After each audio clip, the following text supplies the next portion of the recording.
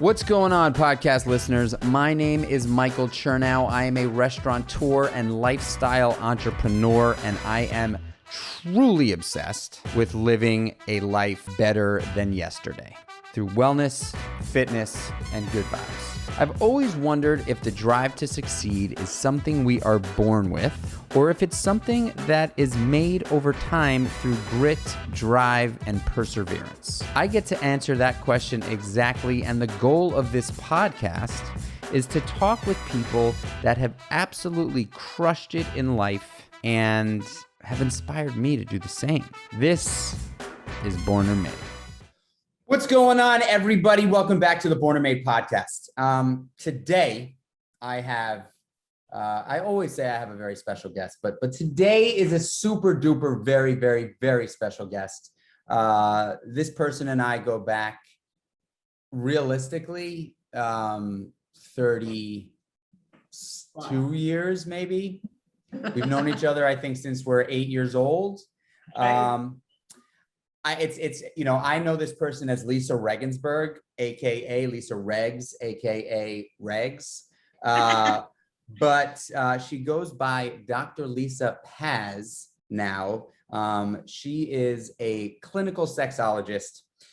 She is a marriage couple therapist, an individual therapist, sex therapist. She has had a private practice in Miami, Florida, working with some of the best for 15 plus years.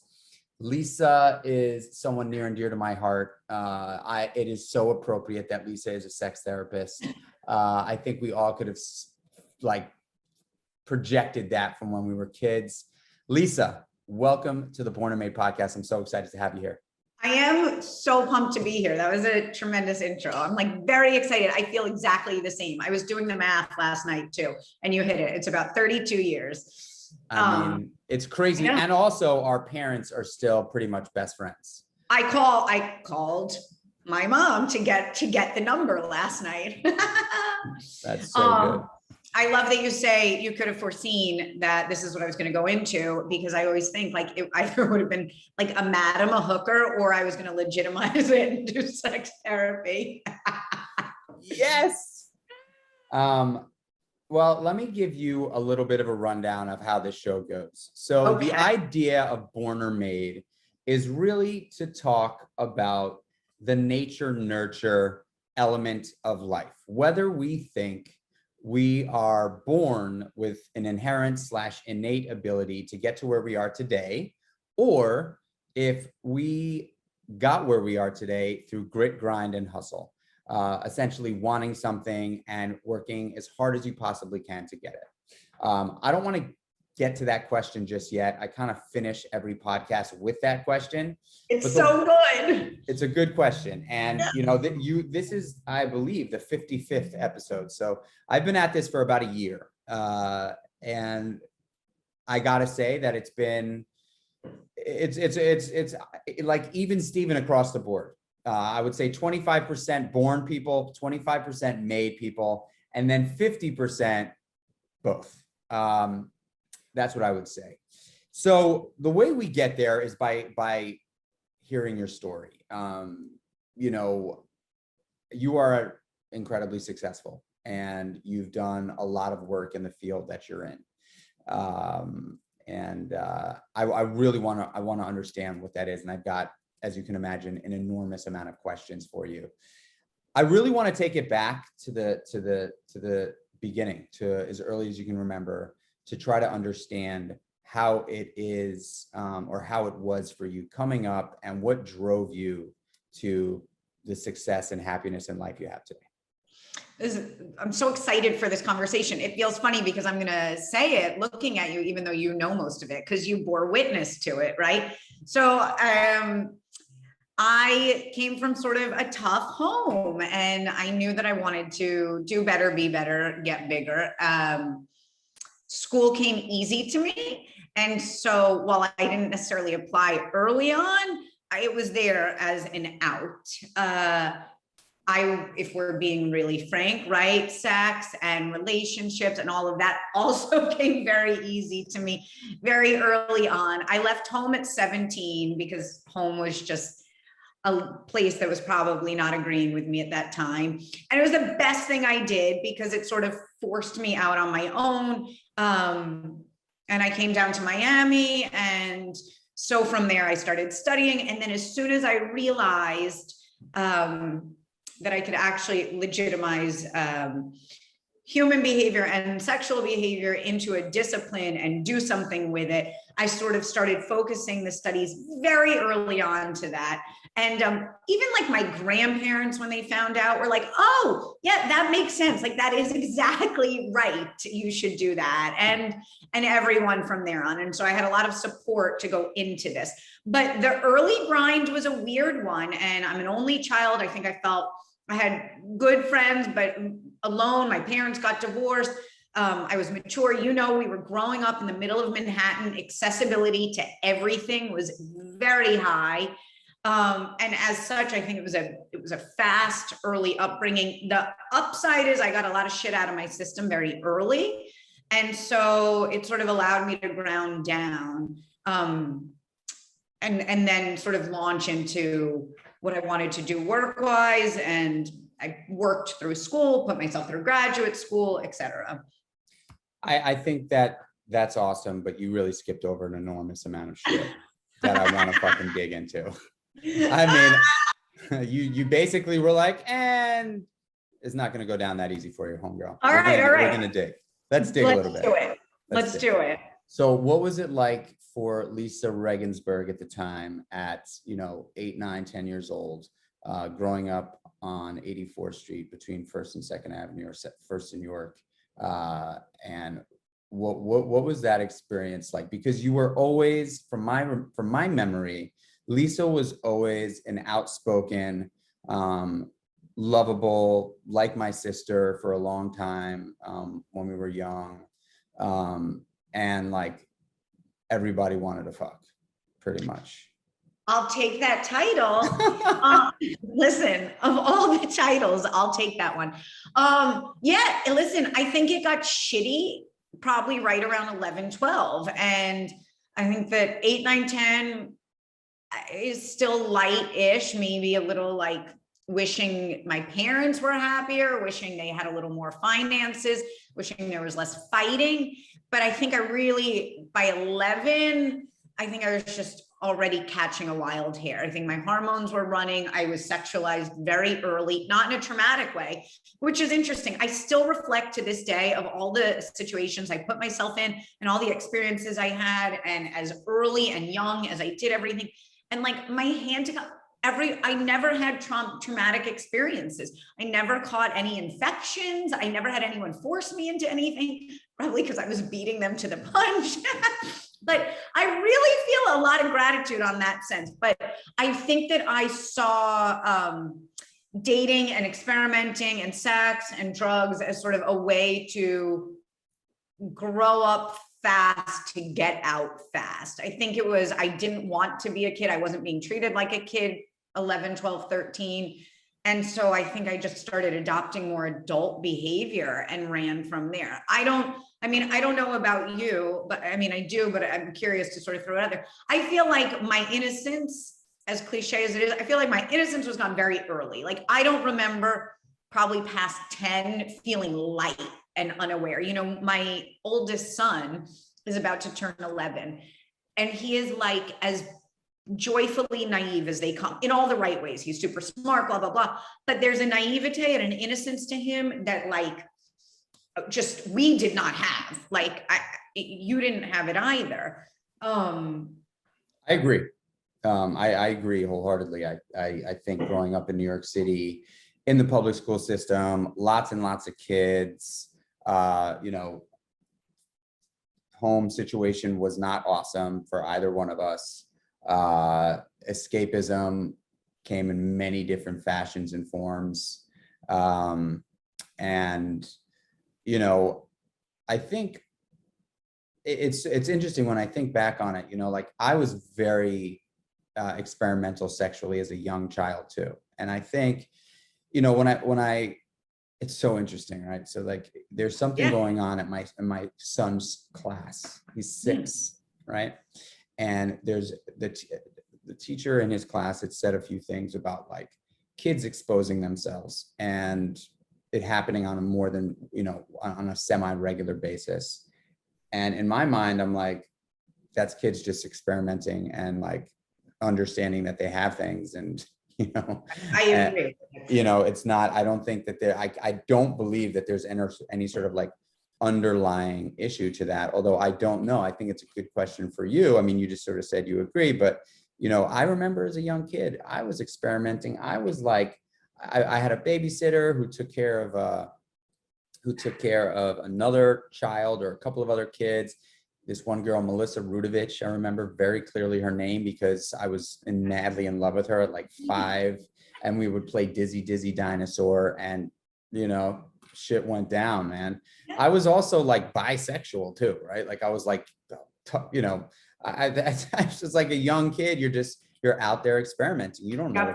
I didn't know what I was doing at that age. And so I think sex is such an interesting, very, very complicated, yet interesting. And also like, it's so primal and instinctual. And there's so many like avenues, Yes.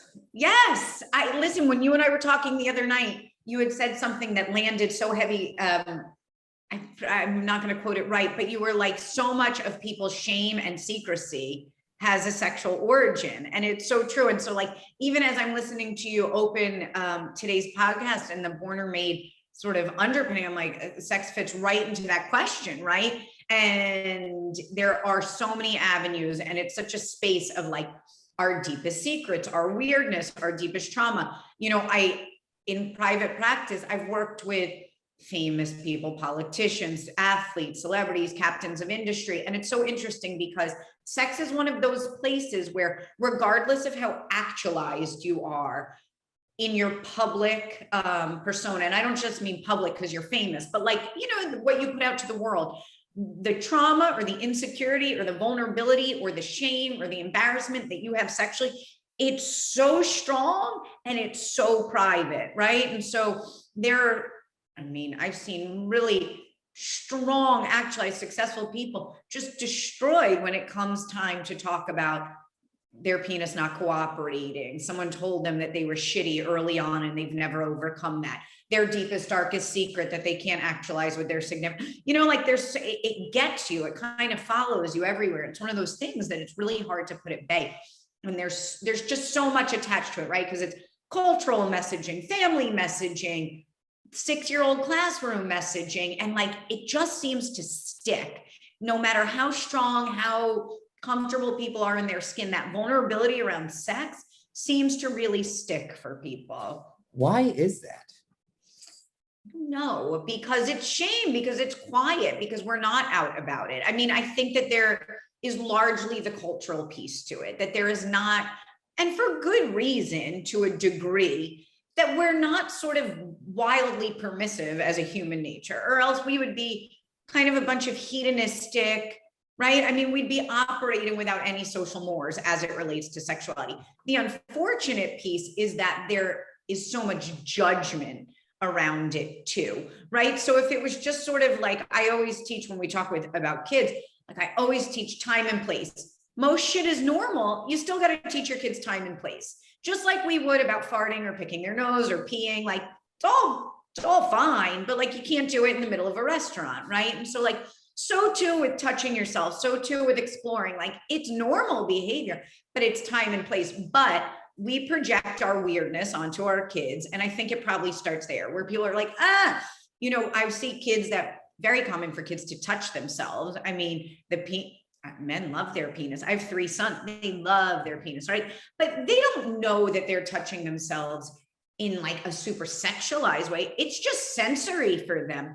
But we're the ones, I mean, not my kids, because they have me for the mom, but most moms, right, get really uptight about it because they're sexualizing the touch. So we say messages like, don't do that, you can't do that, or what are you doing, or that's gross, or da, da, da, da. and it lands really early on. And so that cycle. So this is great. So I think that this is great because ideally what we walk away from here, or what the listener walks away from here, is some tips, tricks, tools, habits that they can implement into their lives based on the conversation that we're having. So if a parent does see their, 5 or 6 year old son or daughter exploring that, and the initial reaction, the sort of intuitive response or reaction to that is, oh my God, don't do that. That's no.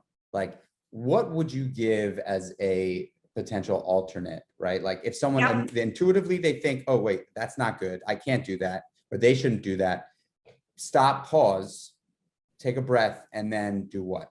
You validate, you normalize, you redirect. So like, hey, I know that feels good, right? I get it. You still can't do it in the middle of the living room. Like you can either go to the bathroom or come help me pick out what we're eating for dinner, period.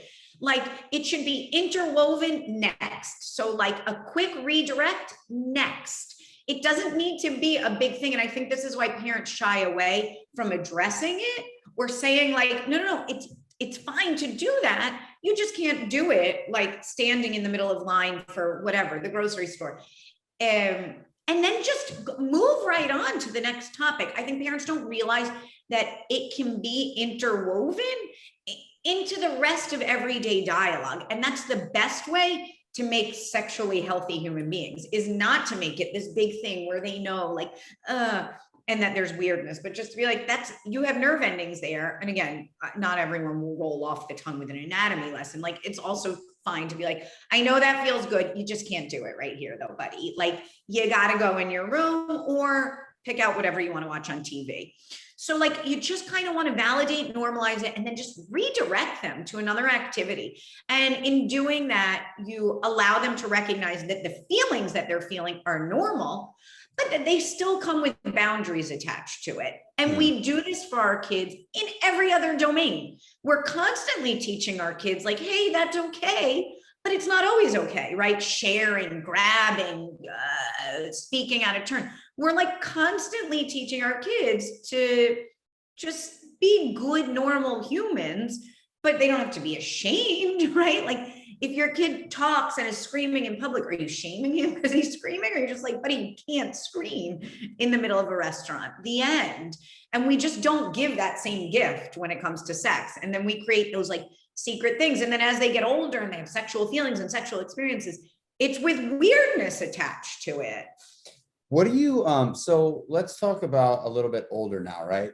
Yep. And you have a son or daughter, and you know that they're similar to you and I. We were sexually active at like 11, 12, 13, early. Like for real. Early. What do we, if a parent is recognizing that in their child at an early age, is there any recommendations or suggestions that you can give there? Yeah, you should recognize that to communicate with them is not to give permission. So what research shows is the best model is information plus your family values. And that makes the healthiest outcome. So a lot of people hesitate to acknowledge their kids' sexuality because they feel like if I acknowledge it, I'm giving permission. Not necessarily. So it's perfectly reasonable. And you got to know your kid. You're bringing up a great point. Like you and I were parented or would have been parented differently than like, I think our kids or my kid, right? My 11-year-old son and your 11-year-old self, not the same boy, right? You could have run 18 circles of maturity around him. So you got to know your kid and know where they're at. But if you're recognizing that you're having a sexualized kid, listen, in today's day and age, you should be talking to them about like what they're putting out there on social media and what they're sending into telebullshit so that it doesn't come out to haunt them. And then you just want to make sure they're safe, and you want to make sure that they know that they can feel sexual feelings without necessarily being all the way sexual, right? If you're trying to deter it, or just get them talking. So like, what is it for you? Where are you getting the information? Are you being safe? I think safety is critical, and communication without judgment. And that's different than giving permission, Yeah, I mean, I think it's, for me, as I think into the future, I also tend to live this or I try my very best to live this very present existence Yep. where I'm not like future tripping, or, you know, I really try to just like be with my kids in the moment and not try to project what the future is potentially supposed to or going to look like, right? I sort of let it flow. I actually posed a question the other day on my social media asking fathers like what their thoughts were around their kids in sports, right? Like, do you promote sports because you want your child to play sports, or do you wait for your child to just, you know, gravitate towards something? Anyway, interesting stuff. So now we're in Miami. I want to get back to your story for a little bit. You're in Miami and you start studying, and you really are really interested in this particular topic. It's something that's always sort of driven you. Where are you going now? How do you get started? So I was bartending, which I swear to this day, I think I learned as much as a bartender as well, you know, you start, right? That is a psychology degree in and of itself. So I get down to Miami. I'm having a really good time. I'm living with some surfer and like straight chilling in Miami, but going to school and feeling kind of responsible in the right ways because I was on my own. So I think by being on my own, it rid me of my rebellion, if that makes sense. I was like no longer rebelling because there was just not much to rebel against. So I kind of was like, okay, I'm going to study. It comes easy. I was still partying, having a good time. It was Miami in the late 90s. South Beach was very cool. Then I realized, so I had to declare a major. I went psych major. And then I was trying to figure out about graduate school. And then, like I said, as soon as I realized I could pair it, I was like, I'm going to pair those two. I didn't know if I was going to go into private practice. I didn't know if I was going to try and teach with it. And then it just sort of took shape as I went forward with it. And I realized that private practice was going to be the way to go. I also ended up teaching at the University of Miami for a while. And I did a lot of public speaking and a lot of all that stuff relative to it. But it just, I don't know, it took hold. And Miami was a perfect town for it because Miami, both parts, like very sexualized in its presentation, but there's a conservative dinner table mentality, particularly among the Latin culture. You know, I married a Cuban guy, and it's interesting because there's like a sexiness in the cultural presentation. You just got back from Colombia. The same holds true for Colombia. And yet there's a conservative quality to like being a wife and a woman. And so there's a weird juxtaposition always in play.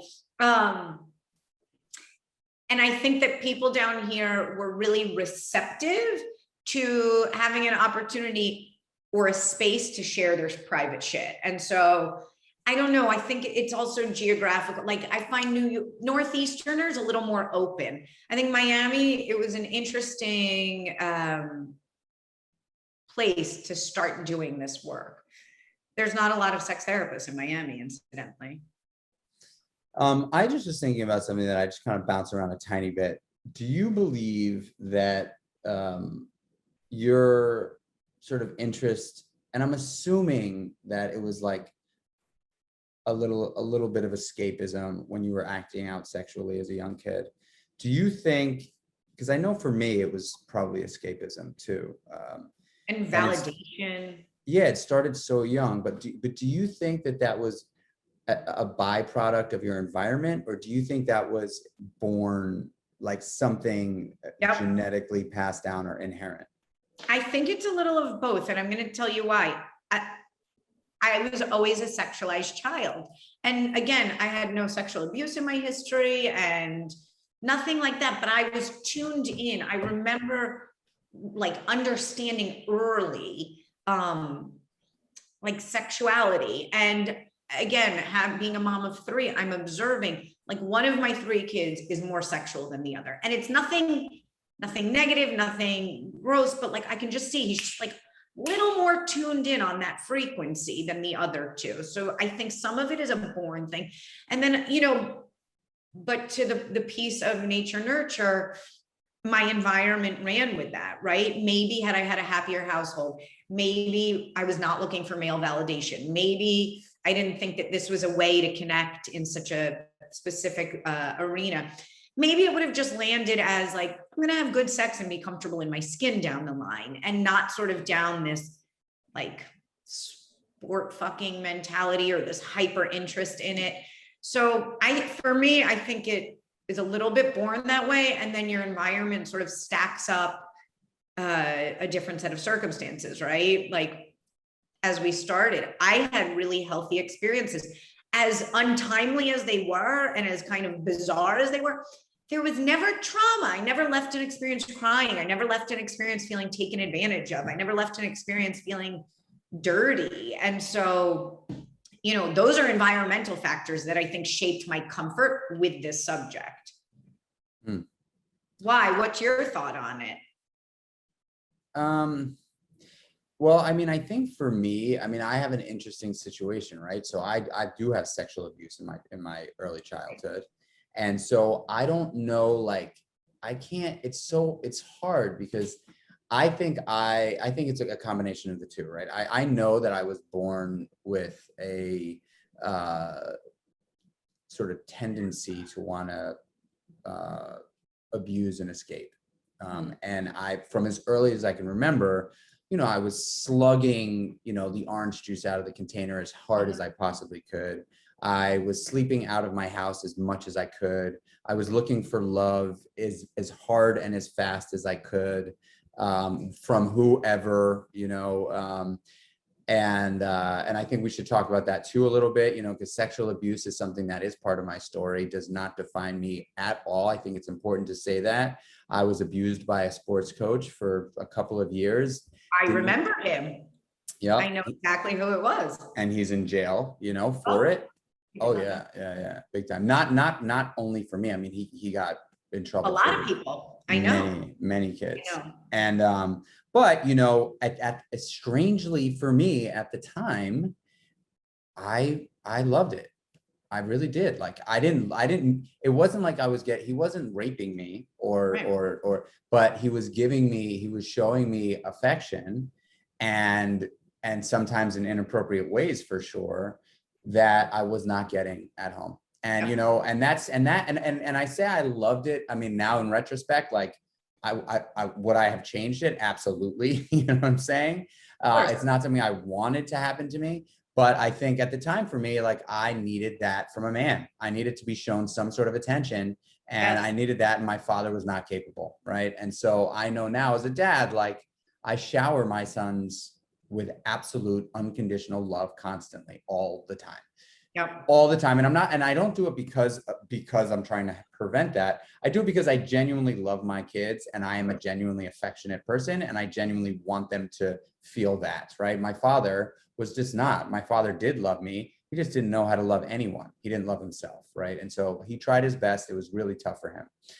But I think that like, it's important to say that sexual abuse, at least in my case, I can't speak for everyone, of course, right? Like my case was not super severe. I wasn't being raped and hurt and beaten up and those things, but there was abuse sexually. And I gotta say that like for a period of time, it really fucked with me, right? Like I was like, did I want that? Am I, you know, like, it's like questioning my sexuality. And, you know, as a teenager, like when I was like, oh my God, that happened.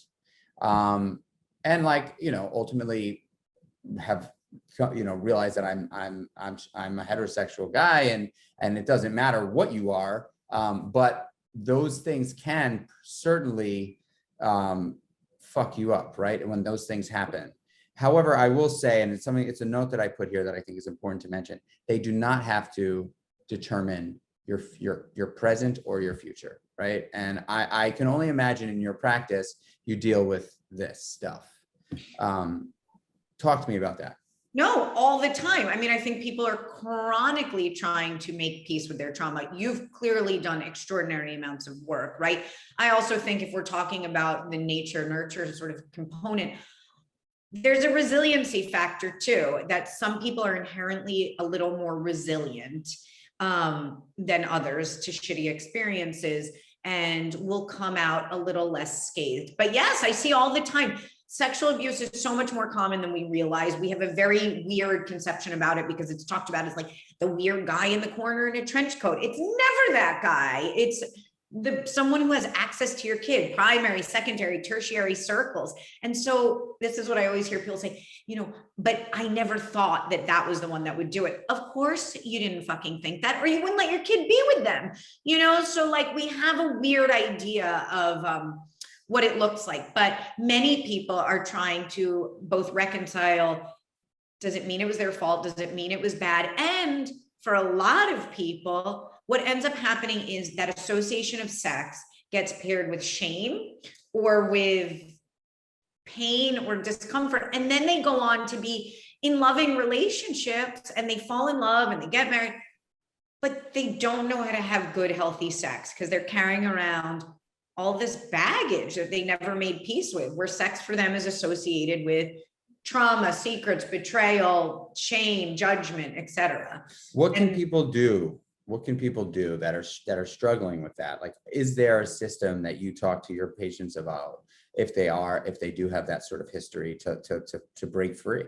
Yeah. I mean, I think therapy in general is the right answer, and to give like a one-liner is hard because everyone carries their trauma differently. For some people, it's releasing the shame. For some people, it's confronting their abuser. You said something that's very important, which is to recognize no matter what, it doesn't define you. And so if there was one sort of pithy piece to take from here is how to break free of that narrative as a defining feature, right? That like, this happened to me and so did a million other things. And this happened to me and I can still be a functioning, lovable, loving, sexual human being. Like trying to really change the neural programming around your narrative is huge. But for many people, they need a non-judgmental, safe space.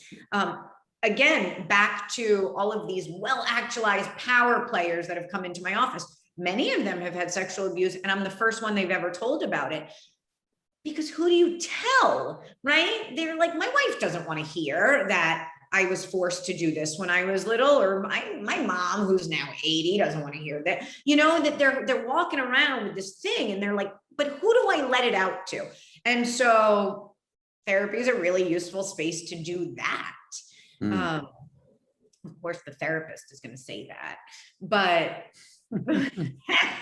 and by the way, you can find me at lisa.com. That's right. But no. All kidding aside, I mean, I think that really is the way, right? To recognize it doesn't define you. It's not part of your narrative. And to do all the work to check in on where it comes up for you. Sex is hard. It's hard in marriages. It's hard in relationships. It's hard when it goes wrong. It's hard when it doesn't work, when your penis isn't cooperating, when you're vaginal pain, when your wife and you are off kilter. I mean, all of it is difficult. All right.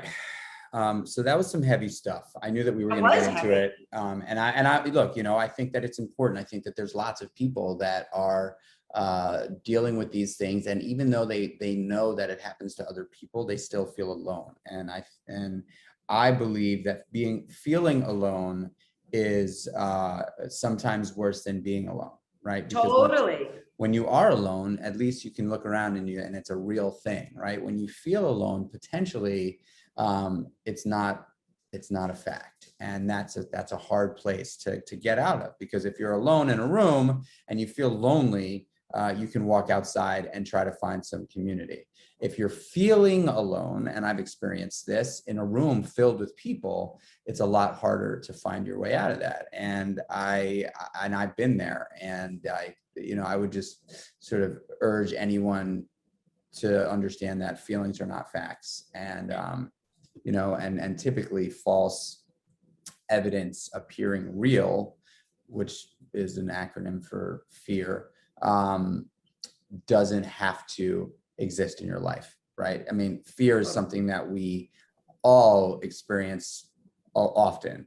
Yep. But what I've learned to turn fear into, as I've grown as an individual, is courage, because courage doesn't mean that you're not afraid. Courage means that you're okay with fear, and you continue to pursue what you're after.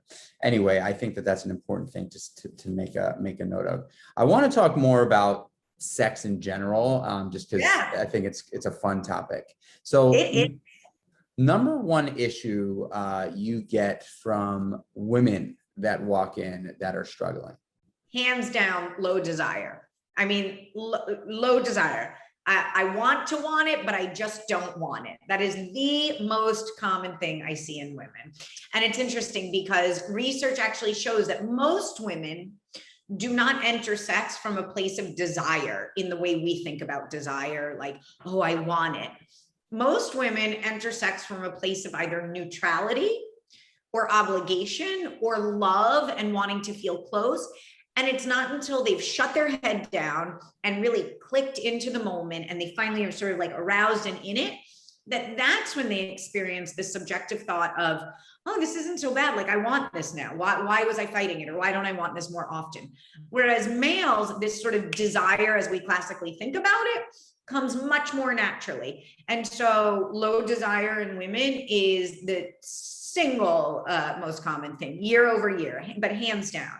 Is there have you seen any system or solution that can help women with that? Because I'm assuming that if it's the most common thing that you see, it's probably one of the most common things in the field.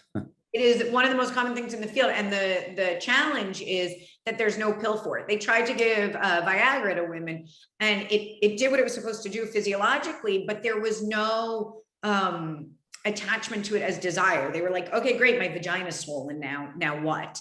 Right. And so for women, one of the most useful things is to both teach them how to have a sexual identity, right? Because what ends up happening for women is their moms and their professionals and their wives and their girlfriends, and like none of that is particularly sexy. And so when it comes time to be sexual, they have a hard time accessing that role.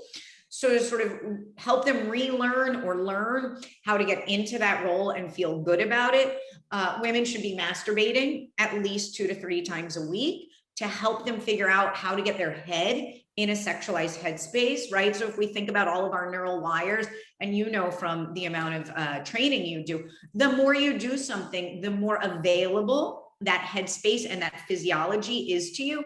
Sex is no different. And so I always tell people masturbation is like training. It's sexual training. It primes you for knowing how to do it when you want to be with someone else.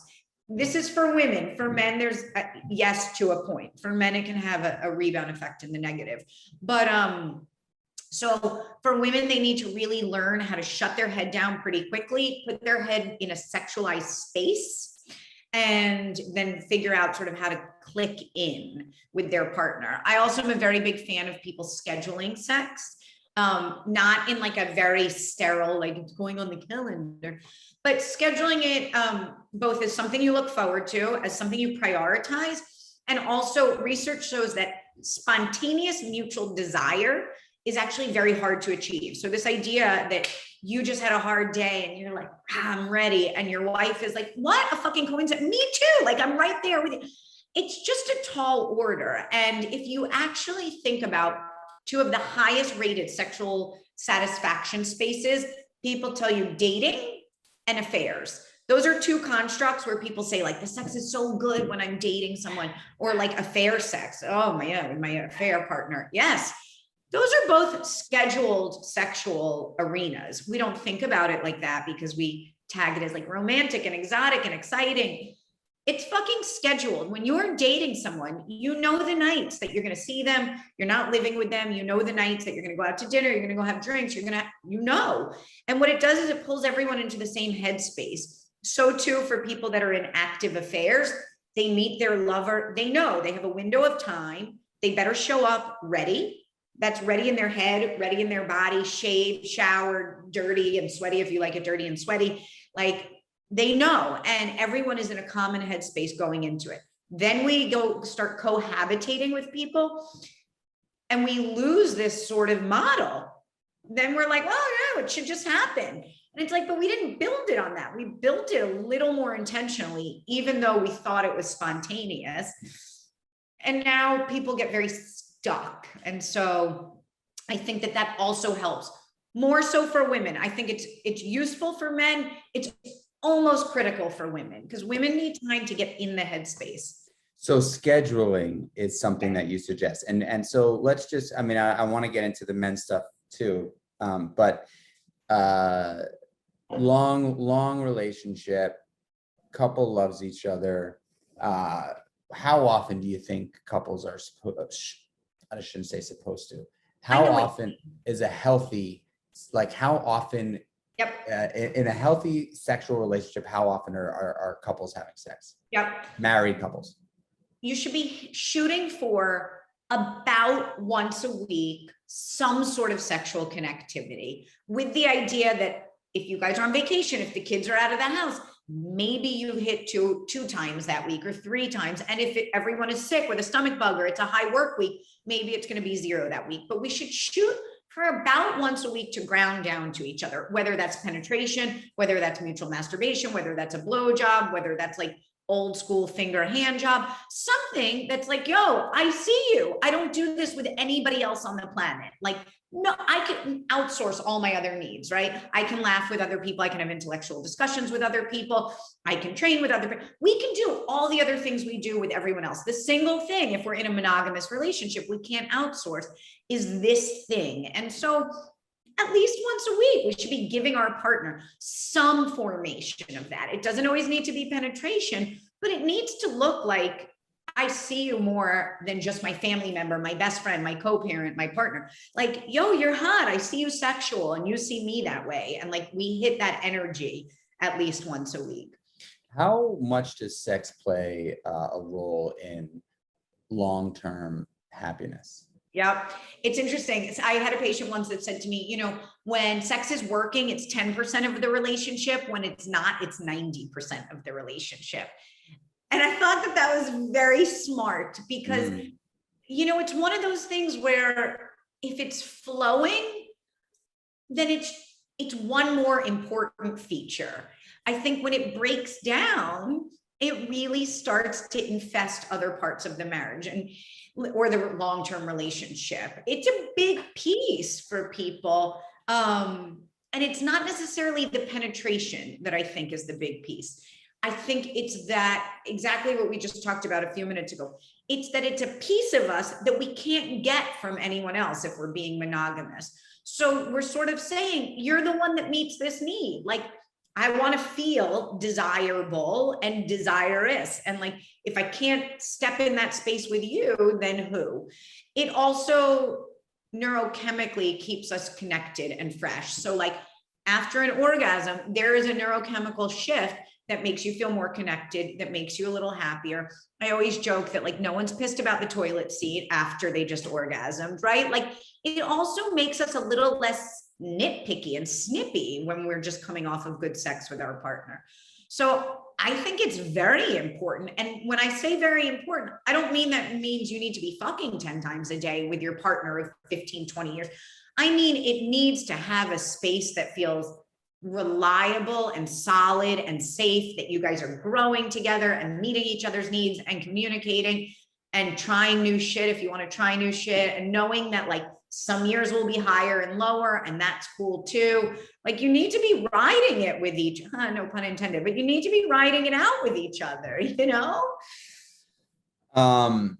That's hard to do, by the way. I just think that this is such a good combo. I think that sex is one of those topics that people do not talk in public about enough. It's such a natural part of the human condition and the human makeup, and it's just like it's also like taking a shit, right? It's like everybody takes a shit. Doesn't matter how good looking you are. That's right. It's like, you know, you just we all shit, and it all smells the same, and it all looks the same, and we all wipe our ass, and it's just like, you know, it's like I just, you know, I think it's important that we talk about it. I mean, talk about sex, not necessarily. That's right. It's called scatophilia. But you know what else happens too on that is that couples don't talk about their sex until it's not working. So what happens is couples start dating and they're like, oh, you're so good. Yeah, you're so good. And they fuck and they high five. That was so good. We're all so good. Everyone's so good. And then you hit a rhythm, right? And then it plateaus and no one talks about it. It's good, but so is the rest of life. Good, good, good. And then shit goes a little bit off. And there's no format to address it because you haven't been talking about it the whole way through.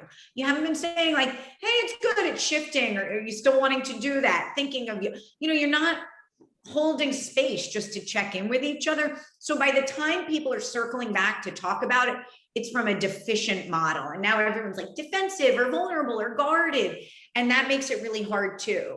I always tell people, you should be able to request something new with the same ease that you can be like, hey, that chicken you made once, I want to eat that again. Or we haven't had that. Or I just saw this, I want to eat that. It should have the same neutrality. What happens if somebody in the relationship wants to try something new and the other person doesn't?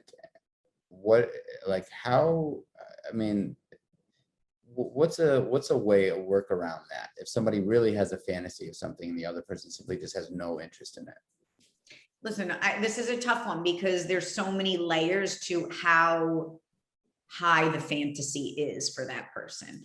If it's one of those things where you're like, yo, it would be cool to have a threesome, and your partner's like, that's never going to happen, then maybe the compromise is we'll watch porn where there's threesomes, or I'm going to talk really dirty about it to you, or have fun fantasizing. I'm never going to meet you in that space. And you hope that it's not a deal breaker. For other people, if it is a deal breaker, that's when you get infidelity. That's when you get people that are stepping out to access something or fulfill something that their partner isn't doing.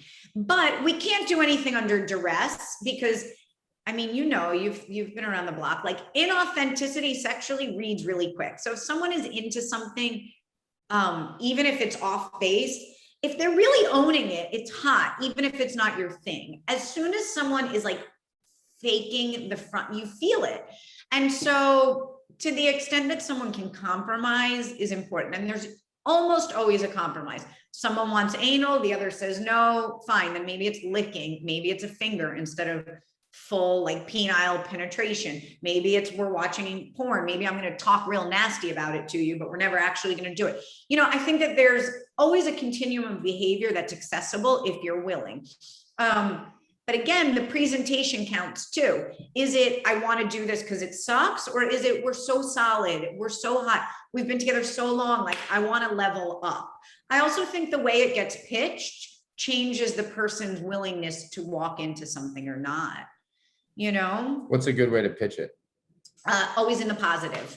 So if you think about the idea that we are always the most, I'm going to say always, you shouldn't say always. I'm going to go ahead and say almost always, but really always the most vulnerable to sexual feedback. Of all the feedback that we get as like humans in our culture, I invite everyone to really think about that. If someone told you were bad in bed, your dick was small, you smelled, your cum tasted bad, you didn't know what you were doing, we are probably more vulnerable to that kind of feedback than any other feedback we may receive.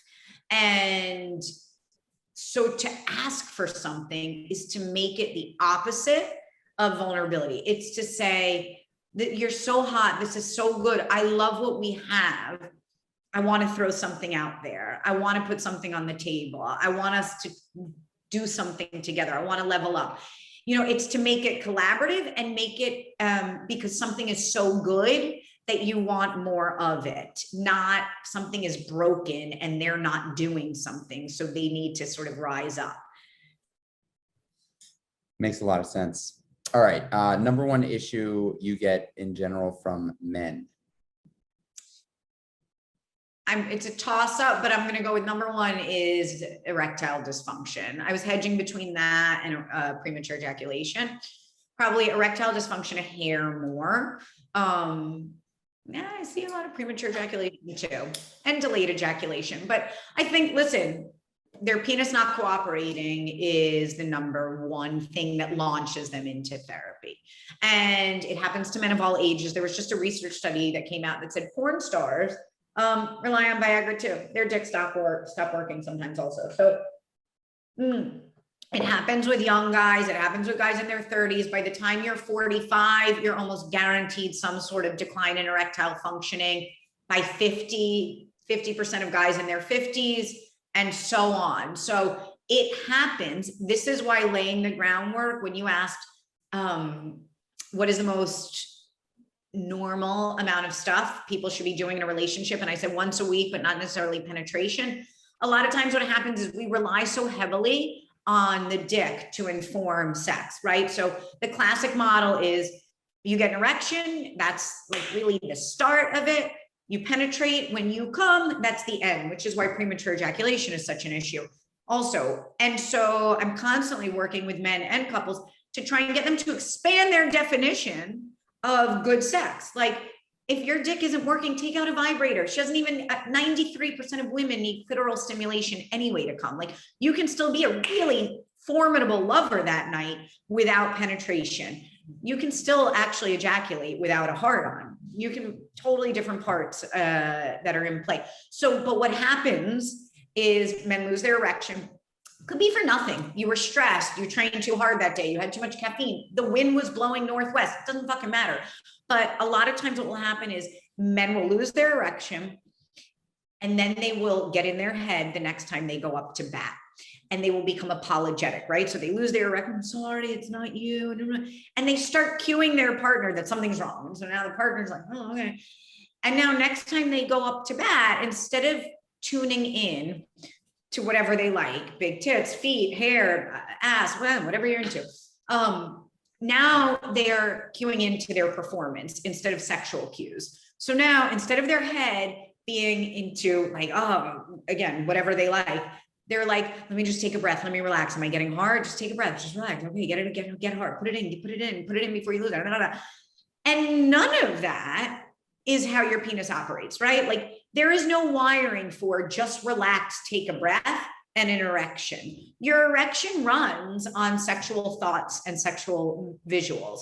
So as soon as you break from that, you're out of the game. As soon as you're coming from this anxiety space, your penis is going to be like, I'm not going to cooperate. And anxiety will override Viagra, Levitra, Cialis. Also, I see tons of men that are taking a pill to augment the erection, but the brain is stronger. That's fucking wild. It's wild. Pause 1 sec. I just got to change this card. 1 quick second. Go for it. This is so good, Lisa. Yeah. It's so good. I'm so happy. I'm like so stoked about. Fuck, how come this card is full? Give me 1 second. Stop. Okay, folder. Let's just do this. Just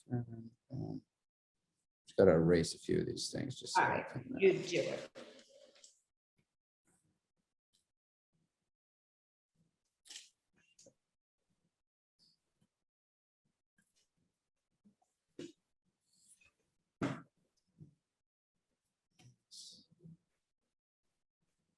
Two secs. No, take your time.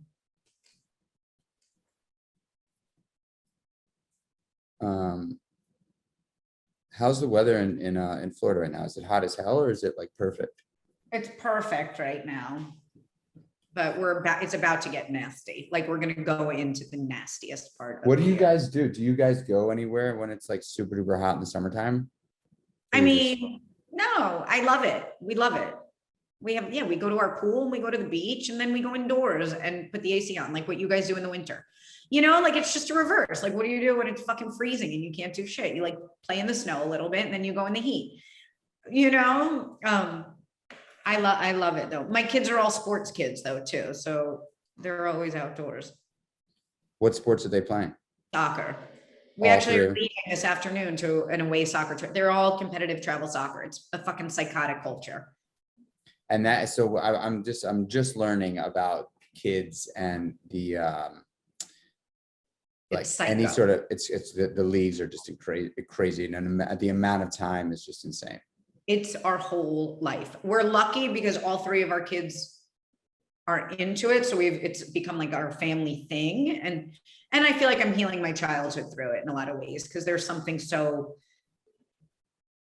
like suburban people, like we bring our cooler to the soccer field, but it's like there's such a normalcy to it. But the parents are whack. I have some dads that think they're like raising the next Messi and Ronaldo. Like, it's like there's a ridiculous factor to it too. Yeah, I'm going to start thinking about what leagues to get the boys in. All right, let me get back to this and just see where we're at here. Hold on a second. Folder. Let's go to 8. Let's see if I got this enough time on here now.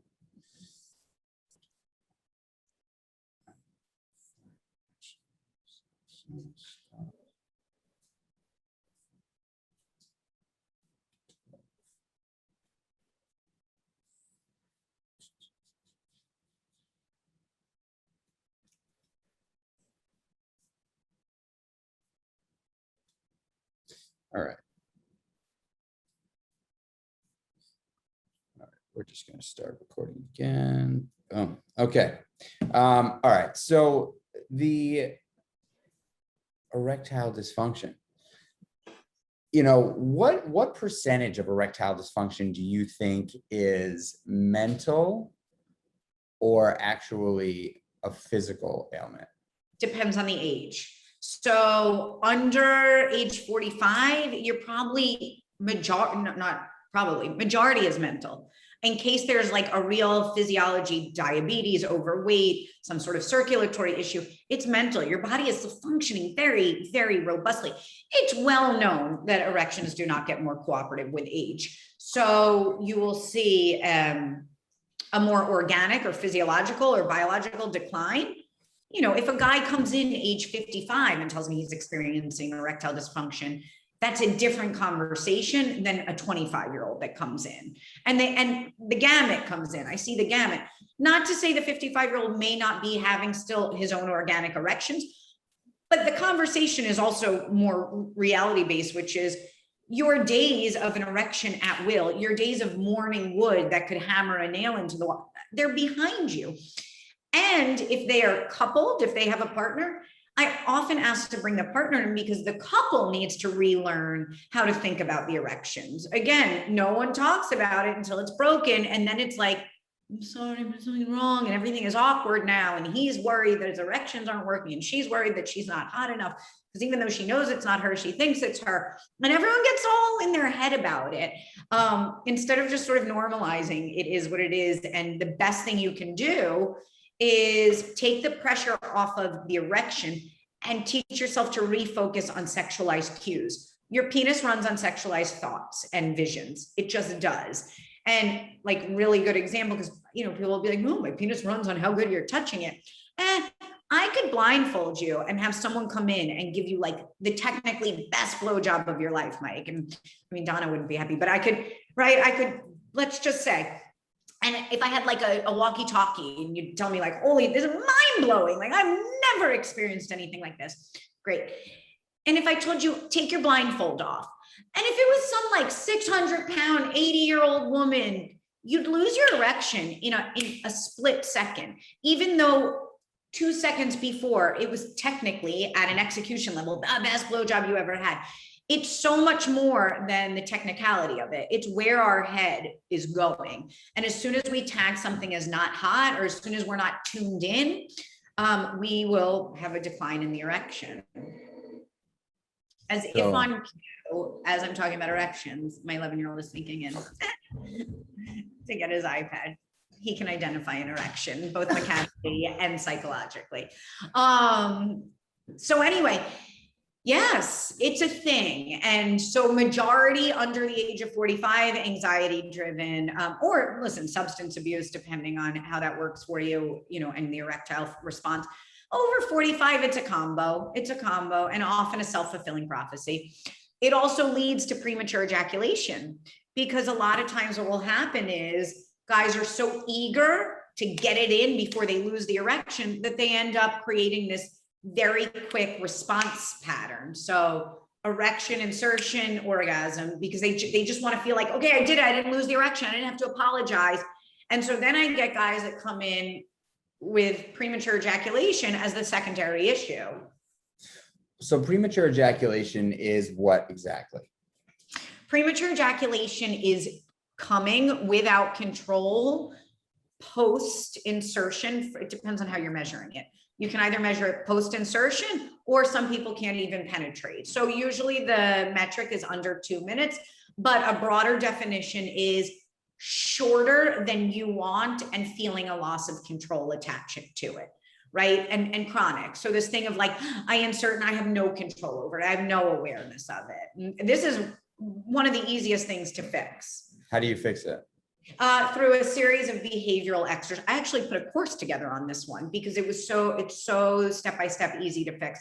Easy. It requires a lot of work, a lot of training, but it is 94% reversible through a series of mental and behavioral repetition techniques that teach you how to recognize that sensation right before you're about to come, and relearn how to gain control. So not dissimilar if someone came to you and was like, how do I get your abs? And you're like, you too can have them, but it requires a lot of repetition and a lot of discipline and a lot of following what I'm going to lay out. Premature ejaculation, solving that is just that. There's a easy solution in that it works, hard in that it takes a lot of work. Can you offer some tips there and tricks just for that, the listener that is struggling? Yep, they should masturbate.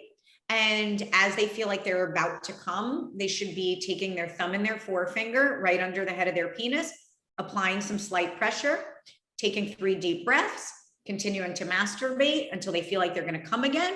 And they should hold their ejaculate 3 times to come on the 4th, for a series of weeks, months, depending on their progress, and then slowly reduce down to that.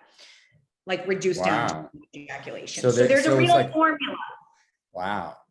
So it's a technique that you practice. Yes. Wow. Yes. That is so interesting. It's so interesting. So thumb and forefinger underneath the head of your penis. Correct. Squeeze, deep breathing. How long do you breathe for? 3 breaths. Wow. That is so cool. And by the way, men who aren't struggling with premature ejaculation can engage these techniques anyway, just to condition or heighten their sense of ejaculatory awareness. And so there's that also. This, of all the, I'm telling you, this one, I put a course together that people can download because this one is so prescriptive and directive and straightforward that yes, there's a therapeutic component as it relates to the anxiety, the impact it's had on your relationships, the self-esteem. But at an actual concrete addressing it level, there really is a series of techniques that you can go about employing that will breed better time. That is so cool. It's so cool. So where do people find that? That they can go to my website under the courses tab. And also coming out next month, they'll be able to download on how to talk to their children about sex, which was very apropos of the conversation we were having earlier. Yes. Because those are 2 of the things that I get asked the most often is how to last longer and how to talk to your kids about sex. And those have formats attached to them. It's so interesting. I'm just, thinking about my personal sex life. I feel like I've been pretty blessed, with I don't struggle with, those things. There are, I think, sometimes where I guess it's also you see in the movies, right? Like, a movie's on, you're sitting there with your wife or husband or lover or whatever, and there's this like passionate sex scene that's just like so like involved and they're in there, they're going at it for hours. And I'm just like, this shit is just not real. It's just not. No. We have very unrealistic expectations. And like, I'm not one to shit on the media in general, but like, it really plays a big part in people having really, really unrealistic expectations, both of how bodies work, what sex should look like, how quick people should come. 100%. And especially for those people out there that have been with their partner and or are parents who are trying to like raise kids and also have like a sexually good marriage, that shit is hard because those are 2 really different spaces to be in each day. And so I think that kids take a big hit on the sex in marriages or long-term relationships. Long-term relationships in general are hard. Your brain sensitizes to that stimulus, right? And so, I don't care what your favorite food is. If I put it in front of you every day, all day, day after day, your neurochemical output would reduce. You just wouldn't get the same hit, right? We sensitize to our lovers. And that's why it's important to have realistic expectations, to change up the routine, to not always land in penetration, to be able to communicate fantasy and desire to try different things, to recognize that like our sex life shifts and what we like shifts. Like I always ask people, think about what you jerked off to 5 years ago, 10 years ago. Like think about what turned you on. It's probably different than it was today. Like we are evolving. It's like, I don't know. I'm not masturbating to the same content 15 years ago as I am today. Like like your interest changes, or you filled that, you scratch that itch, whatever it may be. We got to be able to do this with our partners too, right? Like add stuff, take away stuff, maybe circle back to stuff, have sort of the special, like, you know, the anniversary thing you do, but not the Tuesday night shit. Tuesday night sex looks very different than like Saturday vacation night sex, right? That shouldn't look the same. And so, and that's why also when you ask me quantity, I think that in long-term relationships, less is more to preserve quality from a brain sensitization level, you know, to keep some sort of ability to have a high level response means to also take a beat.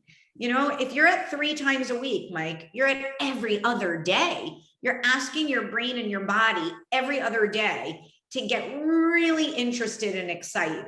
And that's a big ask.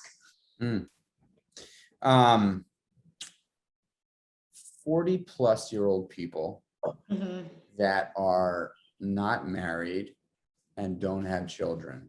Yes. But want to be married and want to have children. Is there any advice that you can give for that person, potentially to either do some real digging within themselves and ask the question why, or not really get into that and give some proactive sort of solution or proactive hacks into trying to figure out how to expedite the process?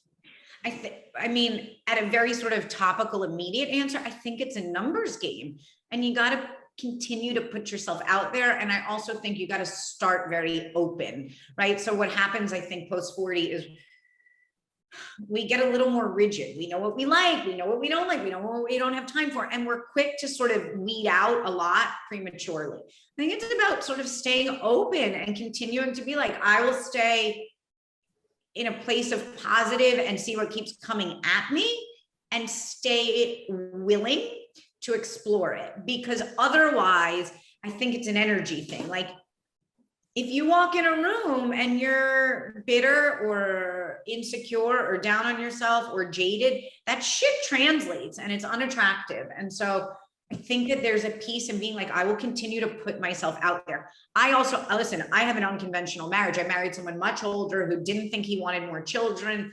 I didn't think I wanted to marry someone older. I thought this was going to be like a fun graduate school story I'd tell. So I also think that this connection to, I know what I want and I know where I'm going to land, it should be a guiding light, but there needs to be a margin to be like, maybe the universe is going to throw me something different and I'm going to wind up happier than ever. And I think, you know, when we're in our early 20s, we're freer. We're more like open to experience. And then as we get older, that shit closes down, but then we are closing down opportunity. So to be open and not to sort of know exactly what you want, I think is the right way to be in that space. Lisa, I've had you for some time. I am incredibly grateful for this conversation. I believe, what? No, you had frozen on me. Go for it.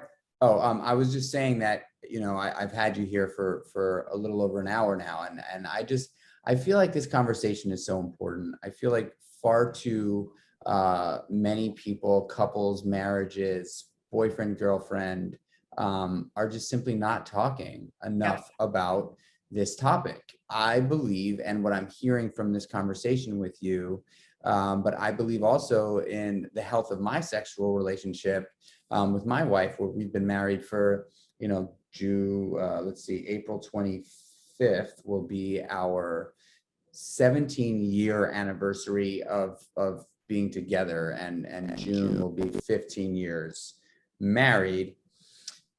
Communication is the absolute number one success story in our relationship across the board. Communication is everything.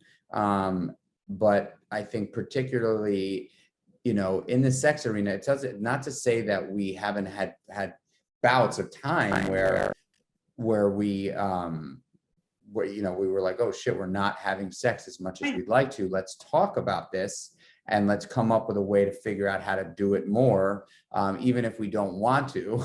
And it's not that we don't want to because we don't love each other. It's not that we don't want to because we don't think each other is attractive. We don't want to maybe because we've been doing it for so long together, right? Yeah. Like we've been doing it for such a long time. And I don't think that there's anything wrong with that. I think that that's absolutely normal. I also think that what you said about the hills and valleys in sexual relations is just normal. Sometimes you have a good year. Sometimes it's a little spaced out. And that's fucking normal. And I think that people should really not throw in the towel on a relationship if they genuinely love their partner and their sex has fallen to the wayside, or their sex has not fallen to the wayside, but it's not what they want. It's not something that it's not exciting for them anymore. So I think that listening to you and understanding that it's like anything else, right? If you don't talk about it, it's really hard to change it. And if you're uncomfortable with it, or if there's a sense of vulnerability that comes from your past, there is a way to also change that.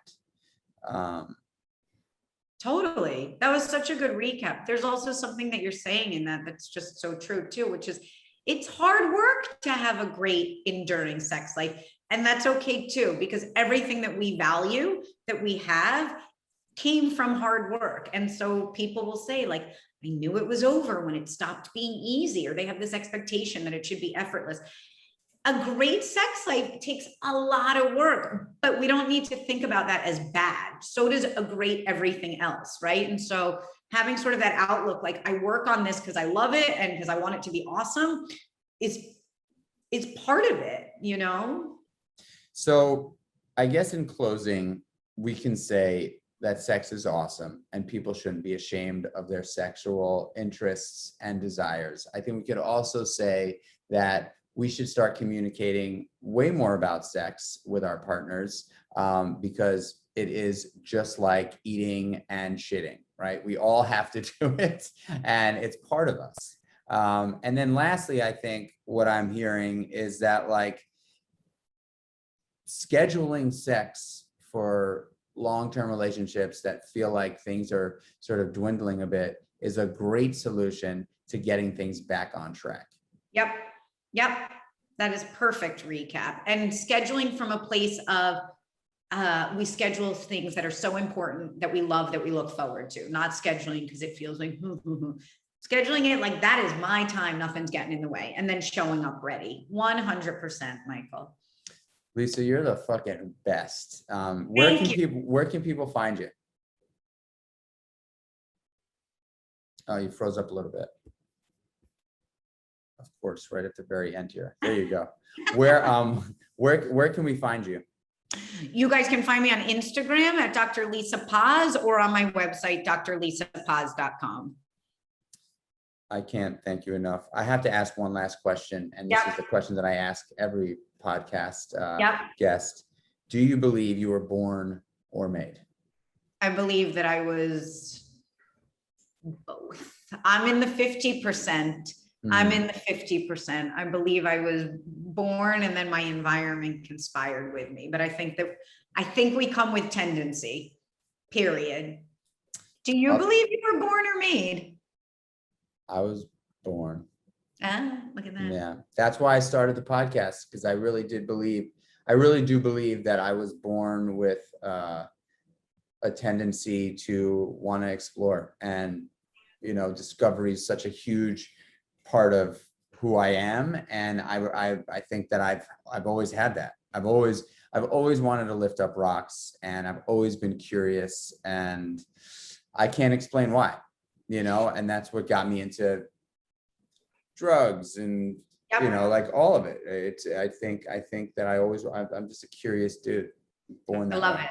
I love it. I guess if I had to choose one, born to, only because as you're talking, I'm thinking about, I have identical twins who have everything as close as possible, and they're wildly different. So I guess ultimately I agree. Michael, I love you so much. This love was you too. amazing and so fun. Well, I can't wait to launch this. This will go up next week, probably on Amazing. Wednesday. So I'll Okay. keep you posted. And I can't thank you enough for your time. This was Oh my God. such an informative, super fun podcast. And I'm sure everybody's going to get a lot of value at it. So thank you. And anybody out there that's listening that wants to go deeper, you should actually reach out to Lisa. She's one of the best people on the planet. I've known her pretty much my whole life. She is very, very good at what she does. And I'm sure she'll make you feel super duper comfortable to help you sift through any fucking problems you may think you have. Right. All right. All right, Lisa, you're the best. Have a great rest of your day. Mwah. Bye, Mike. Thank you.